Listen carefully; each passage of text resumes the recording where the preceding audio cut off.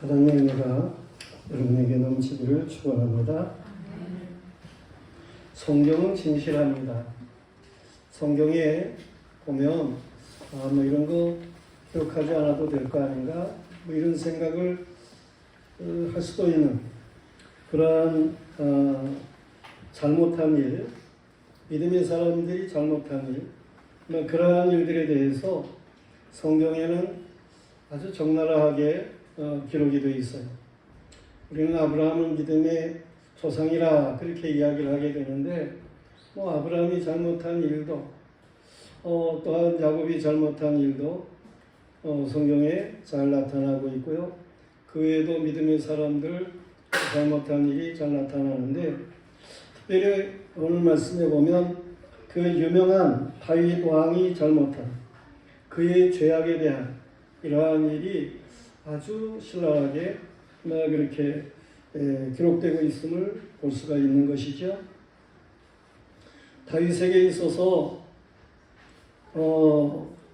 충신인 우리야라고 하는 장군이 있어요. 그런데 다윗이 그의 아내 밧세바를 간통을 하는 그러한 일이 있게 됩니다. 그리고 이 우리야를 전쟁터에 깊이 이제 나가서 대적에게 맞아 죽게 하는 그러한 일들이 있습니다.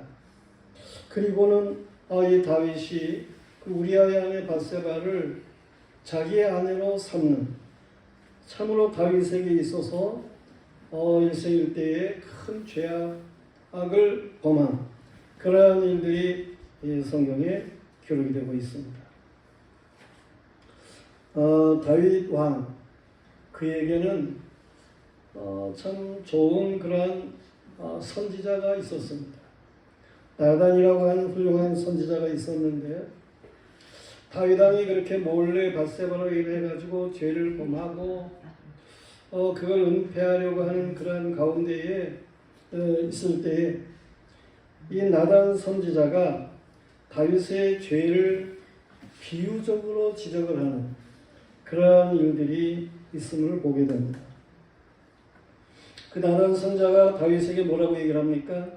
어떤 부자가 있었는데 손님이 왔는데 자신에게도 많은 양들이 있음에도 불구하고 단 하나밖에 없는 양을 기르는 가난한 자, 그의 양을 가져다가 그것을 잡아가지고 손님을 대접을 했습니다.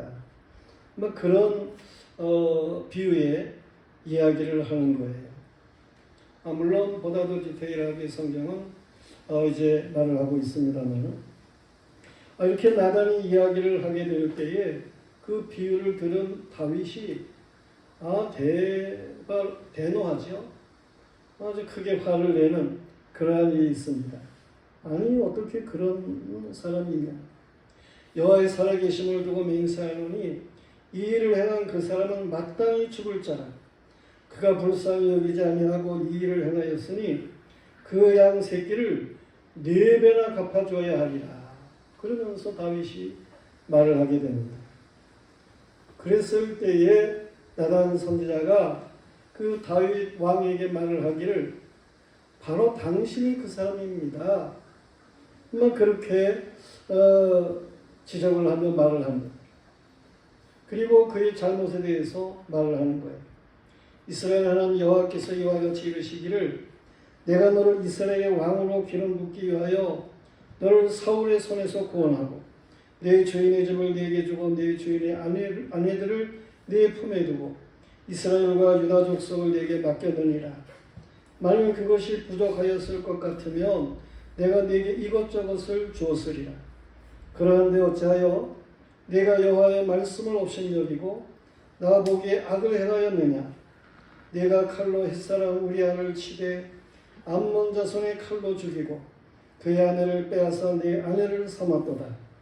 이제 내가 나를 업신여기고 햇사람 우리아의 아내를 내 아내로 삼았은즉 칼이 네 집에서 떠나지 아니하리라 하셨고 여호와께서 또 이와 같이 이르시기를 보라 내가 너와 네 집에 재앙을 일으키고 내가 네 눈앞에서 네 아내를 빼앗아 내 이웃에게 주리니 그 사람이 내 아내들과 더불어 백주에 동침하리라. 너는 은밀히 행하였으나 나는 온 이스라엘 앞에서 백주의 이 일을 행하리라 하셨나이다. 나단 선지자가 다윗에게 그렇게 하나님의 말을 전합니다. 나단이 얼마나 참 훌륭한 그러한 믿음의 사람입니까? 그랬을 때 다윗이 나단에게 뭐라고 얘기를 합니까? 내가 여호와께 범죄하였노라. 그렇게 말을 하게 됩니다. 참 훌륭한 선지자 나단이고, 또 그 말을 듣고 즉시 자신이 참 여호와께 범죄를 했다 라고 그 죄를 실토하는 그러한 다윗, 그도 참 훌륭하다, 그런 생각을 가지게 합니다. 이렇게 다윗이 범죄했노라고 말을 하니까 나단이 다윗에게 말하기를 여호와께서도 당신의 죄를 사하셨나니 당신이 죽지 아니하려니와 이 일로 말미암아 여호와의 원수가 크게 비방할 거리를 얻게 하였으니 당신의 낳은 아이가 반드시 죽으리이다 라고 말을 합니다. 그리고 다윗이 이 밧세바 그를 통해서 이 불륜 가운데에 태어나게 된 그 아이가 병이 들게 됩니다. 죽을 병이 죽어가고 있는 거예요. 그랬을 때에 다윗이 금식을 하면서 땅에 엎드려 여호와 하나님 앞에 간구하는 일이 있게 됩니다. 한 일주일 동안을 그렇게 땅에 엎드려 가지고 다윗이 금식하면서 기도하는 그러한 일이 있어요. 결국 아이가 죽었죠.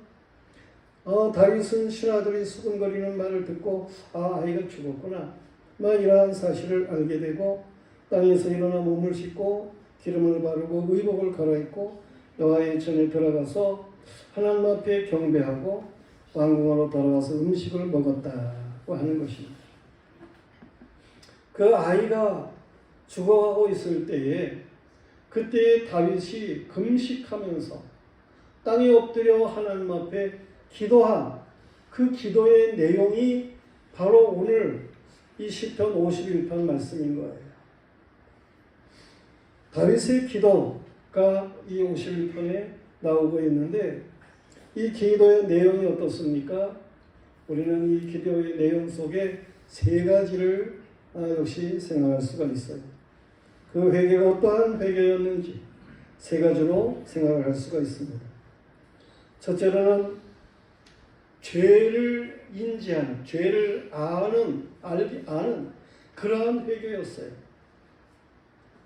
3절 말씀에 보면 나는 내 죄과를 아오니 내 죄가 항상 내 앞에 있나이다, 그렇게 말을 하고 있습니다. 다윗이 자신의 죄를 알았다, 그런 얘기입니다. 죄로 인해서 이러한 일들이 어려운 아이가 죽는 일이 생기고 이렇다라고 하는 것을 알았다라고 하는 것입니다. 죄를 범하고도 자신이 무슨 죄를 저질렀는지를 모르는 사람들이 참으로 많습니다. 양심이 화에 맞아서 죄를 죄로 모르는 거예요. 다윗은 여호와의 말씀을 나단 선지자를 통해서 들었을 때에 이미 자신의 죄를 수긍해요. 내가 여호와께 범죄했노라.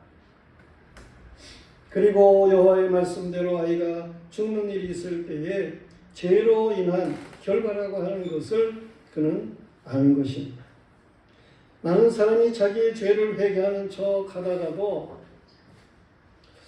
자기가 바라던 대로 일이 되어지지를 않으면 너무 가혹하다느니 어찌 그럴 수가 있느냐 하면서 이렇게 여호와를 배반하는 일이 있기도 하고 사람을 실망시키는 일이 있기도 하고 그렇습니다.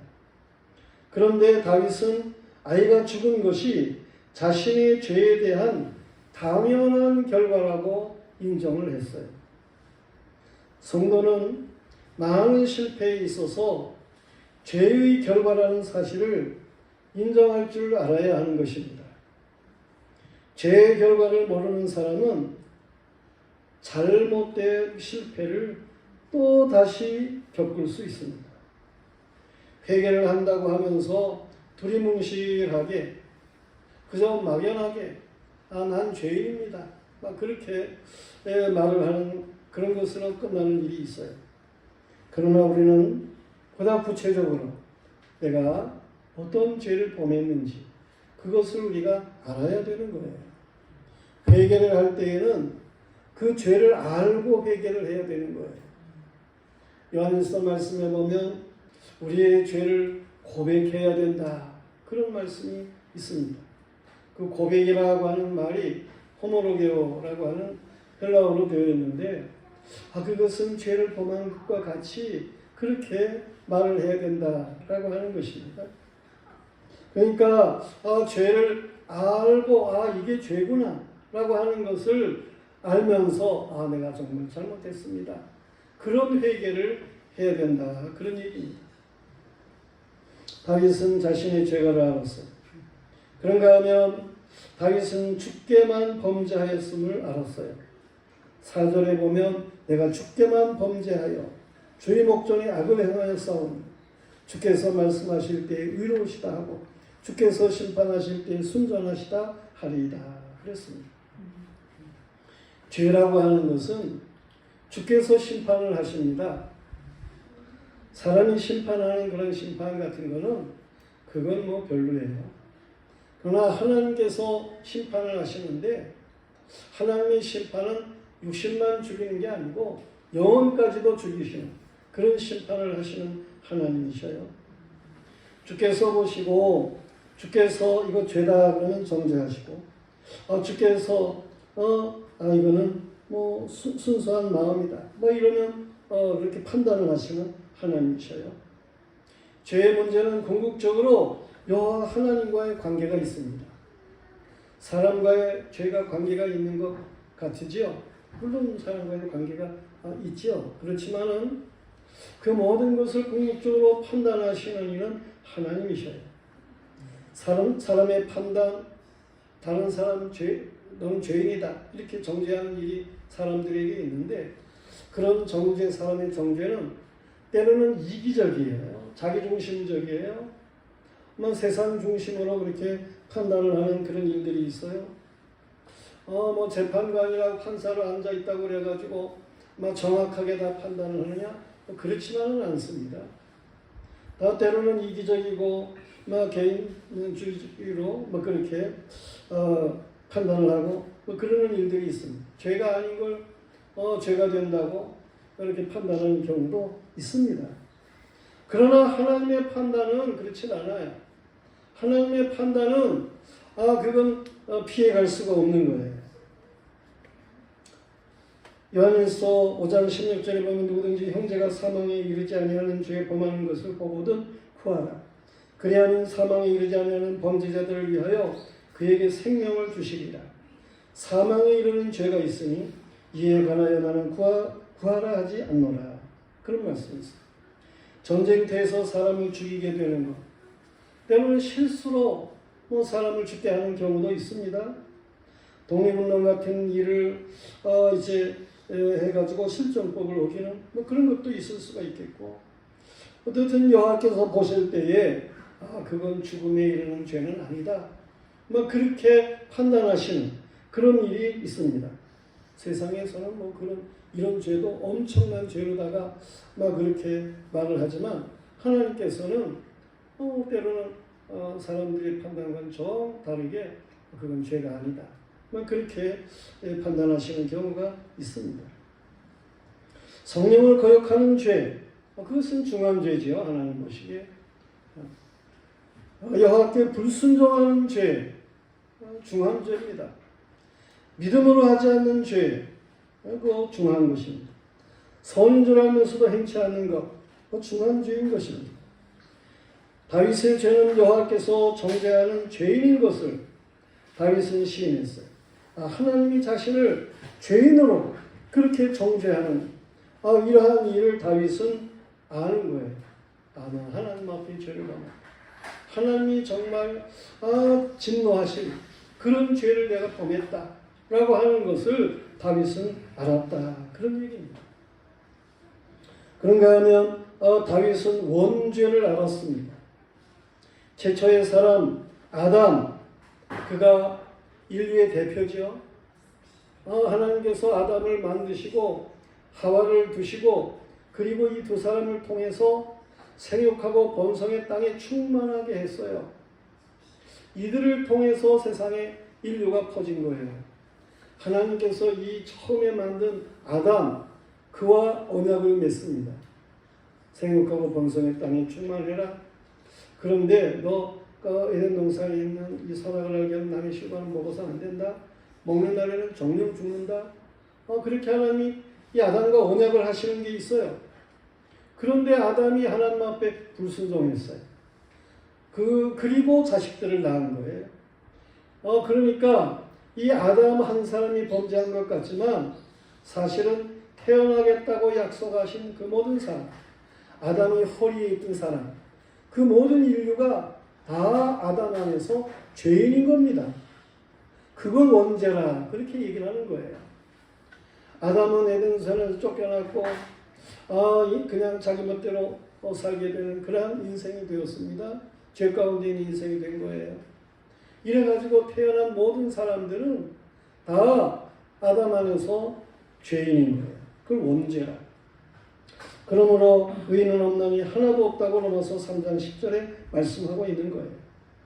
이런 죄성을 가지고 태어나는 사람들이 생활하면서 짓게 되는, 살면서 짓게 되는 죄를 자범죄라 그렇게 말을 하는 거예요.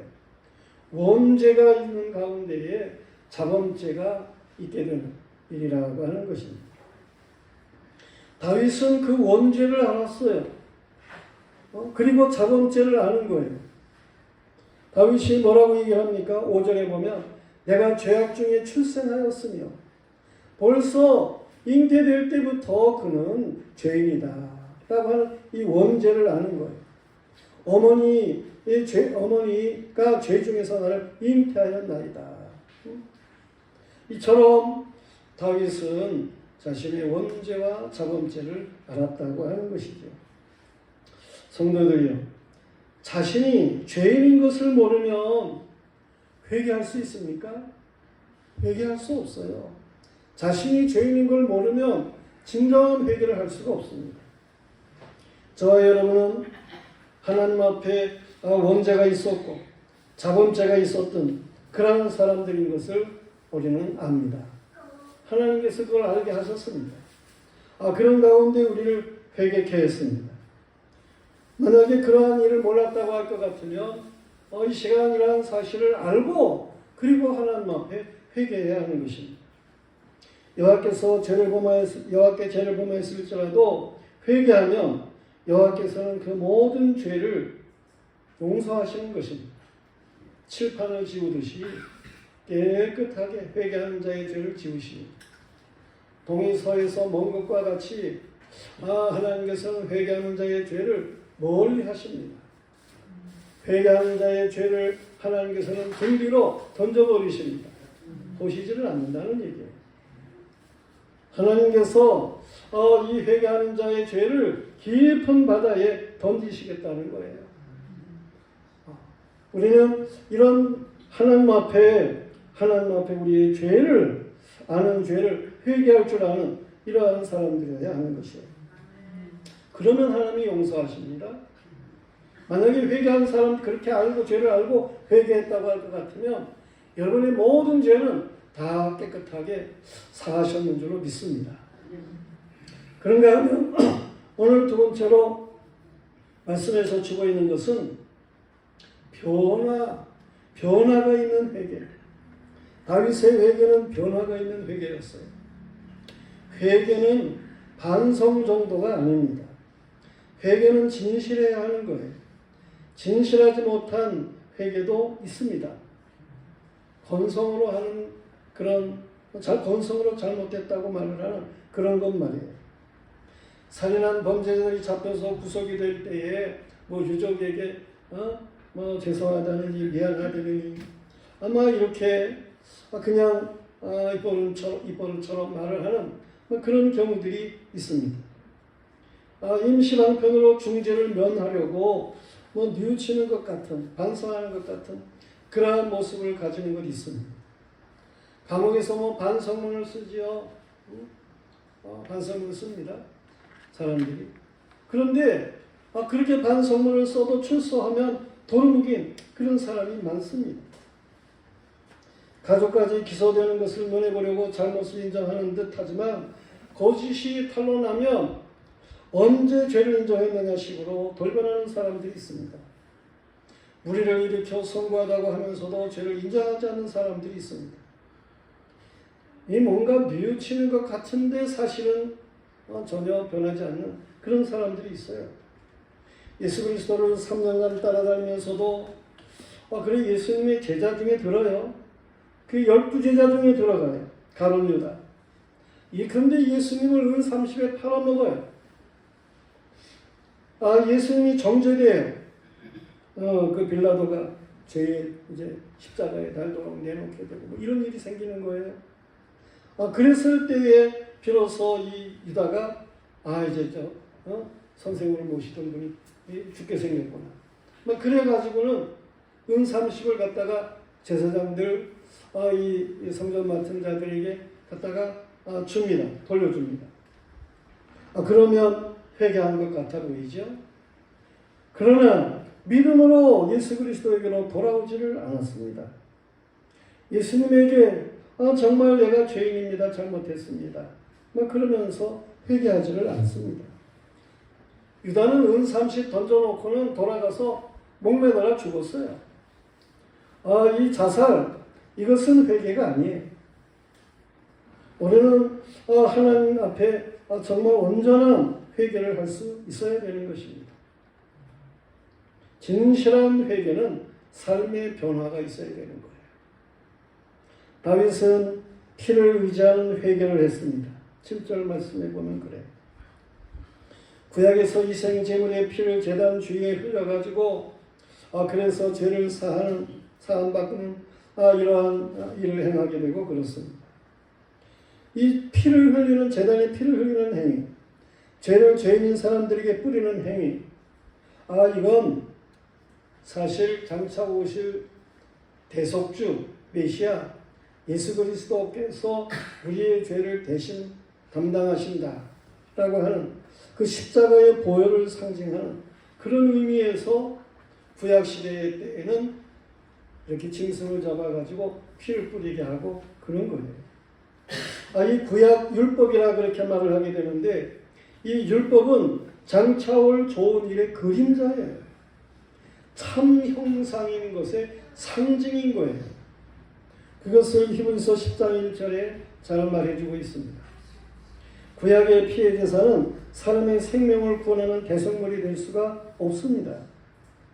물론 하나님께서 그 상징적인 제사를 그걸 이제 진심으로 행하는 장차올에 대한 그런 의미에서 생명을 이렇게 대신 죽어야 하는 것이 있어야 되는 것을 믿고 그렇게 행한 사람들의 일이라면 그런 것을 하나님이 받으시지만은 그냥 짐승 잡아드리면 죄가 사해져 이렇게 생각하고 드린 그러한 제사 제물은 하나님께서 헛것으로 여기는 거예요. 이 구약의 피의 제사는 사람의 생명을 구원하는 대성물이 될 수가 없습니다. 그건 개혁할 때까지 다시 말해서 예수 그리스도가 오셔가지고 십자가의 보배로운 피를 흘리시고 대속의 제물이 되시는 이러한 확실한 것이 실제적인 것이 있을 때까지 상징적으로 둔 그러한 하나님의 제도인 것으로 히브리서 9장 10절에 분명하게 말씀하고 있는 것입니다. 예수 그리스도만이 세상 죄를 지고 가는 하나님의 어린 양이 되시는 거예요. 예수 그리스도만이 죄인의 죄를 대신 담당하실 수가 있는 거예요. 천하 구원받을 이름을 예수 그리스도뿐이에요. 다른 이름은 주신 적이 없습니다. 자신이 구세주라고 말을 하는 그러한 사람들 그거 다 이단인 거죠. 짐승의 피로도 구원을 받는다고 말을 하는 사람들 그거는 율법적인 이단이라 그렇게 말을 하는 거예요. 예수 그리스도의 보혈 없이 구원을 받는다는 말은 이거는 절대로 있을 수가 없는 일입니다. 그 이단입니다. 그런 사람들. 그리스도의 보혈의 공로를 힘입지 않는 회개는 진실한 회개가 아닌 거예요. 성도들이요. 우리는 예수 그리스도의 십자가 보혈의 공로를 힘입어서 진실한 회개를 해야 하는 것입니다. 아멘. 예수님이 내 죄 때문에 육신의 생명을 버리셨다라고 하는 겁니다. 죄로 인한 상한 마음으로 예수 그리스도를 의지하는 회개만이 진실한 회개인 것입니다. 진실한 회개, 이것은 새롭게 회복하는 회개인 거예요. 사도행전 3장 19절 말씀에 보면 너희가 회개하고 돌이켜 너희 죄 없이 함을 받으라. 이같이 하면 새롭게 되는 날이 주 앞으로부터 이를 것이라 그랬습니다. 새롭게 되는 날, 물론 리프레싱을 얘기를 하는 거니까 뭐 상쾌하게 되는 날 이렇게도 얘기를 할 수 있겠지만 새롭게 되는 날, 새롭게 되는 날. 진실한 회개는 새롭게 만드는 것입니다. 변화를 가져오는 것입니다. 오늘 10절 말씀에 보면 하나님이여 내 속에 정한 마음을 창조하시고 내 안에 정직한 영을 새롭게 하소서라는 말씀이 있어요. 이 마음의 창조, 하나님 내 마음을 새롭게 창조해 주세요. 이 마음이 새롭게 되는 것, 이것이 재창조라고 하는 거예요. 우리는 하나님으로부터 이 육신적인 창조를 받은 그런 사람들이에요. 아담 안에서 그 죄를 범한 죄인이었어요. 그런데 이 죄를 회개하게 되면 하나님께서 우리의 마음을 새롭게 고치시는, 그래서 본래와 같은 그런 하나님의 형상으로 선을 행할 수 있는 사람으로 말해 순수한 것으로 그렇게 죄악의 마음, 어두웠던 마음을 새롭게 창조해 주시는 것입니다. 이 새 창조가 있어야 되는 거예요. 죄가 사라지고 새 창조가 있는 그러한 회개해야 진정한 회개다. 그런 얘기입니다. 회개하면 성령을 선물로 주시는 것입니다. 아멘. 사도행전 2장 38절에 보면 베드로가 이르되 너희가 회개하여 각각 예수 그리스도 이름으로 세례를 받고 죄 사함을 받으라. 그리하면 성령을 선물로 받으리니 그랬습니다. 모든 미운 물건과 가증한 것을 제하여 버린 사람에게는 여호와께서 성령을 주셔요. 더러운 마음에는 성령을 주시지 않습니다.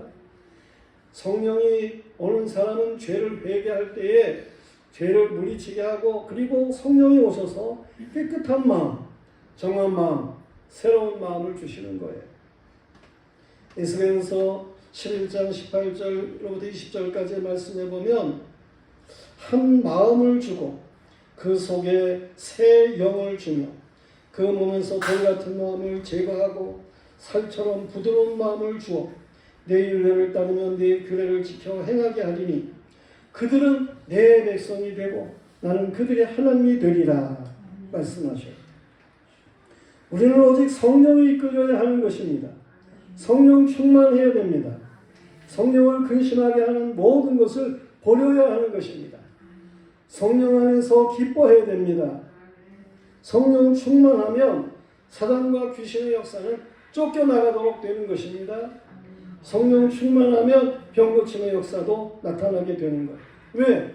죄가 사함받으니까. 내 죄 사함을 받았느니라. 그렇게 주님이 말씀하실 때에 죄도 사라지고 질병도 사라지는 거예요. 마귀 사탄의 역사가 물러가는 거예요. 귀신이 떠나가는 거예요. 우리는 이렇게 죄를 회개함으로 인해서 옛것은 다 사라지고 새 사람으로 창조가 되어야 하는 것입니다. 성령 충만하면 자신에게 놀라운 변화가 나타나는 거예요. 성도들이요, 물과 성령으로 세례를 받으시기를 축원합니다. 물과 성령으로 거듭나지 않으면 하나님의 나라에 들어갈 수가 없다라고 요한복음 3장 5절에 말씀하고 있습니다. 물과 성령으로 거듭나시기를 축원합니다. 이게 이제 변화를 가져오는 회개라고 하는 거예요. 진실한 회개라고 하는 것입니다. 거기서 더 나가서 다윗은 헌신하는 회개를 하게 되는 거예요. 죄를 범한 사람은 바른 헌신을 하지를 못한 사람이에요. 헌신이 있을 수가 없어요. 한다고 하지만 그건 사람에게 보이기 위한 것들이고, 진정한 회개를 한 사람이 돼야 이제 하나님 앞에 자원하게 되고 진정으로 헌신하게 되고 그렇습니다. 헌신하는 회개는 자원하는 심령의 사람이 되는 거예요. 진정한 회개는 구원의 즐거움이 따릅니다. 구원의 은총을 아는 믿음의 사람은 주를 위해서 죽으면 죽으리라는 각오를 가지게 됩니다. 제 주님이 나를 이렇게 새 사람으로 만들어줬으니까 지옥에 멸할 거를 갖다가 이걸 갖다가 새 사람을 만들어 주셨으니까 이제 나는 주를 위해서 죽으면 죽으리라. 이러한 각오를 가지게 되는 것, 이것이 헌신하는 사람입니다.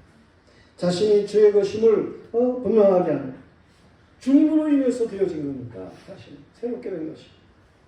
자기가 뭐 힘쓰고 애써가지고 된 게 아니고 주님에 의해서, 주님의 은혜 가운데 되어진 거니까 자신을 주의 것이라는 마음을 갖습니다.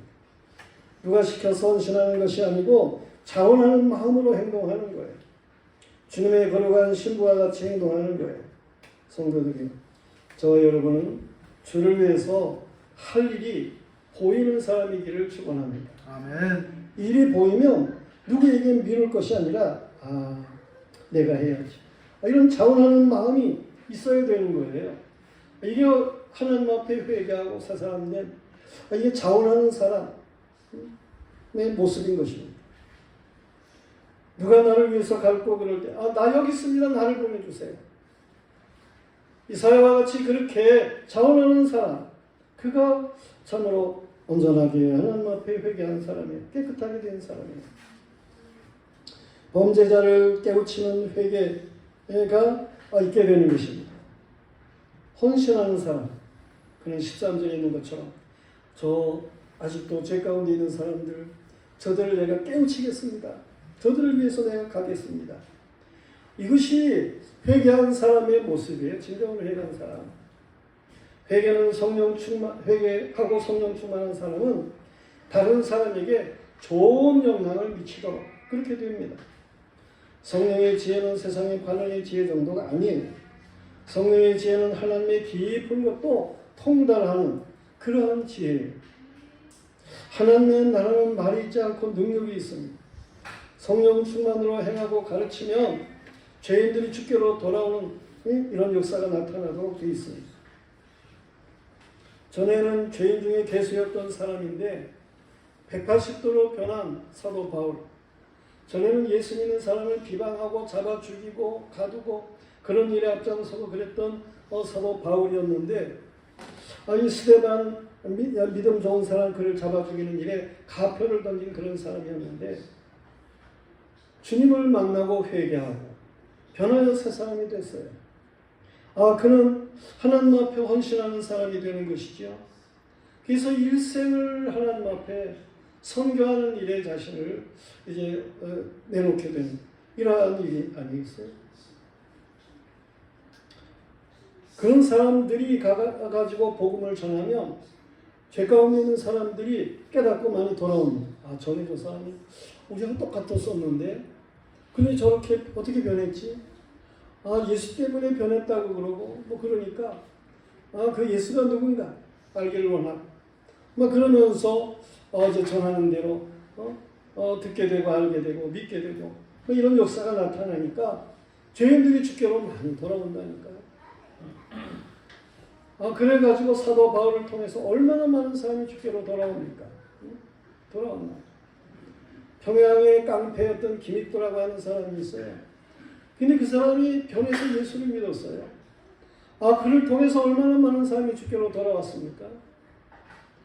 그리고 명동의 깡패였던 이천성이라는 분이 변해가지고 새 사람 돼서 목사님이 된 거 아니에요? 하늘산의 기도원 드세요. 그분을 통해서 얼마나 많은 깡패들이 주께로 돌아왔습니까? 이렇게 변화되는 그런 사람을 통해서 많은 사람이 주께로 돌아오는 거예요. 다윗도 하나님 앞에 참으로 진정한 회개를 하면서 하나님, 내가 많은 죄인들을 주께로 돌아오게 하는 그런 일을 행하겠습니다. 라고 13절에 말을 하고 있어요. 내가 범죄자에게 죄의 도를 가르치리니 죄인들이 주께로 돌아오리이다. 그런가 하면 이 헌신하는 회개의 다윗, 그는 15절에 보면 찬송하는 자로서 이제 하나님께 영광을 돌릴 것을 말해. 주여 내 입술을 열어주소서. 내 입이 주를 찬송하여 전파하리이다. 변화된 사람은 전도만 잘하는 게 아니야. 찬송도 잘합니다. 구원의 하나님으로 말미암아 혀가 풀리는 거예요. 세례 요한의 아버지 사가랴의 입이 풀리는 것처럼 정말 진정한 회개를 하게 되면 찬송도 잘하도록 그렇게 돼 있어요. 주의 종들이 찬송을 하잖아요. 목소리가 좋아가지고 찬송을 잘합니까? 속에 은혜를 받은 게 있어가지고 그 은혜가 그냥 나오면서 하나님 앞에 찬송이 되니까 진실한 찬송이 되고, 그래가지고 주의 종들이 찬송을 잘하는 거예요. 세상 유행가는 사라지고 찬송을 부르게 되잖아요. 은혜 받으면 성가대원 하고 싶습니다. 그리고 구원 받으면 누구나 성가대원 할 수 있습니다. 성가대원 해야 돼. 성가대 많아야 됩니다. 나이가 많아도 해야 됩니다. 70 할머니도 성가대를 하는데, 그렇지 않은 사람들은 성가대를 해야 될 거 아닙니까? 우리는 하나님 앞에 정말 변화된 새 사람 되고, 어떻게 하면 하나님을 기쁘게 할까? 그 일을 위해서 헌신하는 이러한 믿음의 사람들이 되어야 되는 거예요. 특별히 찬송을 늘 불러야 돼요. 천국에 믿는 자들이 세계 공통어가 할렐루야예요. 할렐루야. 천국에 가면 할렐루야가 맨날 울려 퍼지는 거예요. 전에 성대 순례를 간 적이 있었는데, 저희 목사 되고 얼마 있어서 갔습니다. 그랬는데 그 가기사라 쪽에 가가지고 거기 옛날 로마 시대 때 있었던 그런 야외 음악당 그런 게 있어요. 거기에 가가지고 그 무대에 서가지고 서너 사람 그렇게 그냥 찬송을 불렀습니다. 외국에서 그 순례객들도 있었죠. 그들이 자리에 앉아 있기도 하고 그래서 그들도 다 같이 기뻐하면서 할렐루야를 외치고 그런 적이 있습니다. 천국에 가면은 모든 세계에서 온 믿음의 사람들이 있어가지고 하나님이 도우신 것 그거에 대해서 얘기를 하면서 할렐루야 영광을 돌리게 되고 그러는 거예요. 우리는 모든 일에 회개한 사람답게 차원하는 그런 사람들이 되어야 되고, 많은 죄인들을 주께로 인도하는 전도자가 되어야 하고, 또한 하나님 앞에 찬송하며 영광을 돌리는 이러한 믿음의 사람들이어야 하는 것입니다. 오늘의 말씀은 회개에 대해서 말씀을 하고 있는데요. 다윗이 그렇게 상한 마음, 통회하는 마음을 가지게 될 때에, 회개하는 마음이죠. 이걸 가지게 될 때에 하나님께서 그의 삶을 어떻게 고치시고 인도하셨는지 우리는 다윗의 생애를 통해서 잘 알 수 있는 것입니다. 여호와께서 우리에게 원하시는 그러한 제사가, 그런 마음이 어떤 것입니까? 역시 하나님께서 우리에게 원하시는 마음은 상하고 통회하는 마음인 거예요. 하나님께서 우리를 새롭게 하시기를 원하시는 거예요. 하나님께서 우리를 쓰시기를 원하시는 거예요. 우리 모두가 다 더러운 것들을 깨끗하게 제하고, 그래서 하나님 앞에 귀하게 쓰임을 받았습니다. 하나님께서 쓰시는 그릇은요, 값진 그릇 그런 것도 쓸 수 있겠지만은 그것보다는 깨끗한 그릇을 하나님이 쓰시는 거예요. 하나님께서 쓰시는 그릇은 깨끗한 그릇을 쓰십니다. 우리는 이 사실을 분명하게 하고, 예수 그리스도 안에서 예수님이 우리 죄를 대신해서 십자가의 보배로 피를 흘리신 거니까, 그리고 예수님이 마지막에 다 이루었다 말씀을 하신 것이잖아요. 우리의 죄를 용서하시는 일을 예수님이 다 이루셨다 그런 말씀이에요. 이러한 예수님에게 우리의 모든 걸 다 맡기고 그리고 그 안에서 우리가 새롭게 살아갈 줄 아는 이런 믿음의 사람들이 되는 거예요. 이들이야말로 하나님이 원하시는 큰 제사, 수소의 제사, 하나님이 영광 받으실 그러한 제사를 드릴 수 있는 이런 사람으로 하나님께서 인도하신다고 하는 것이 오늘 시편 51편을 통해서 우리에게 주고 있는 말씀이에요.